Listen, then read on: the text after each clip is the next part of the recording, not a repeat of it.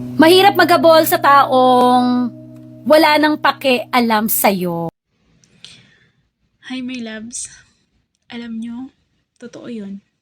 Sobrang mahirap maghabol sa taong ikaw na lang ang nagpapahalaga. Sa taong wala nang pake sa'yo, nakakadurog ng puso, pati ng buong pagkatao mo.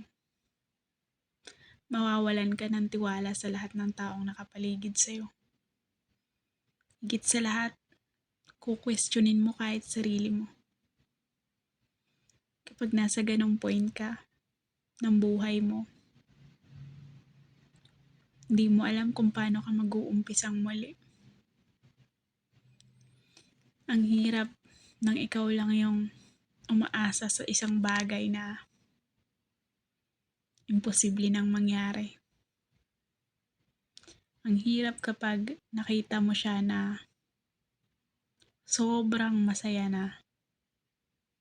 Nakita mo siya na okay na nawala ka sa buhay niya.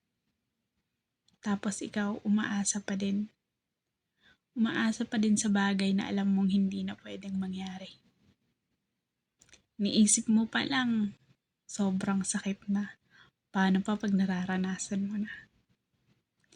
Sobrang hirap kapag ganun yung sitwasyon. Wala nang masasakit pa dun. Yung tipong gusto mo nang makalimot.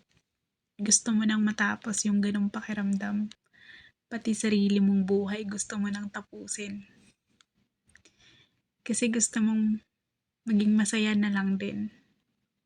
Pero deep inside sa sarili mo, gusto mo pa din ilaban kung anong meron pa kayo. Kahit yung totoo, wala naman na talaga.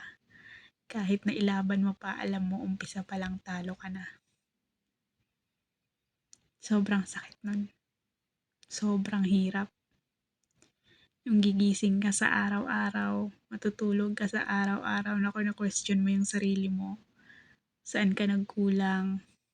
Paano nangyayaring umabot sa ganun na ikaw na lang yung nagmamahal? Yun lang.